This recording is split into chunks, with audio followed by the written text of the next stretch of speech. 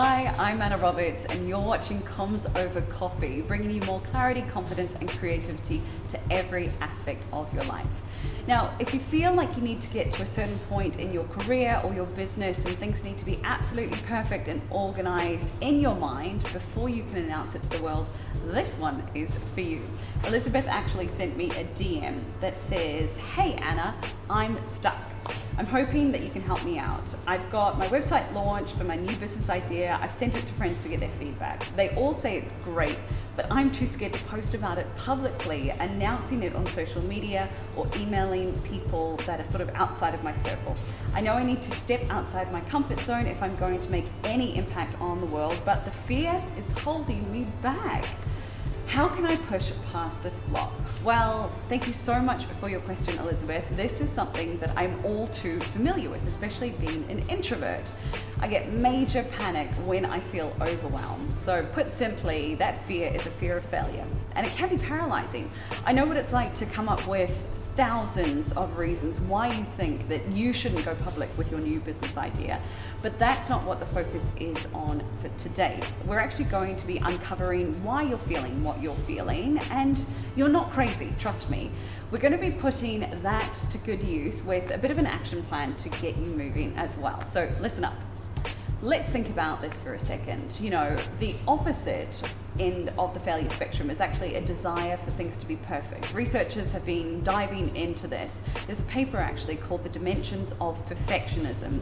Researchers have found that there are 6 common aspects that you might be feeling, Elizabeth. They include things like an excessive concern over making mistakes, high personal standards, the perception of high parental expectations as well. It could be a perception of high parental criticism or the doubting of the quality of your actions, even a preference for order and for organization. So have a think about it. Do any of those sound familiar? Keep in mind, and this is something that's actually worth sharing, that when you feel comfortable, you should be fearful, not actually the other way around, because it's actually a sign that you're not stepping far enough outside of your comfort zone to take steps that you need to do to help you rise and to thrive. So now that we know where some of these emotions stem from, let's actually uncover 3 ways to break through that fear of failure.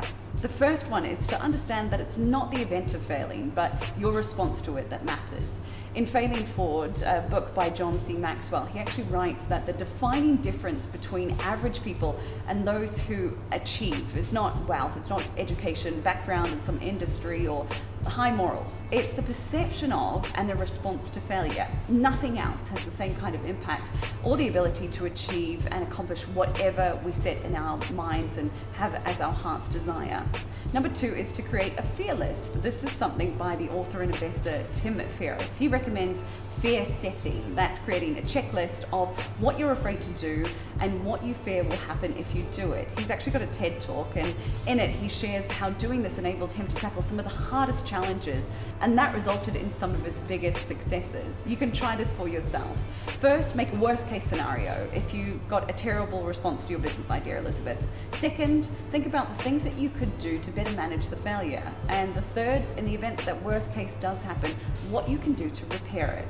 Next, write down the benefits of going ahead with the announcement and the cost of your inaction. It might actually help you to realize that even though you're anxious, walking away from the opportunity would be far more harmful to helping you thrive and pursue your passions in the long run. Finally, number 3, this announcement is big and is a step towards a new future. By harnessing a growth mindset, you're actually going to start believing that you can become better and improve with time and practice. You know, nobody becomes a master overnight. You have to tackle challenges and encounter them head on. But with the points that I've covered today, remember that failure is an event and it's not a reflection of you as a person.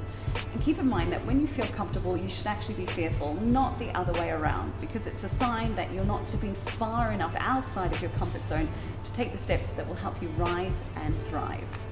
Now, I'd love to hear what you want to achieve personally and professionally, and more importantly, what you might be fearful of. So this is your chance to talk to me. If you want to delve into this further, I've got just the thing for you. It's a 2-week challenge called the Fear Detox, and hundreds almost thousands of people around the world have been able to manage their fear and break into a new chapter for themselves. Hit the link below to get on the waiting list.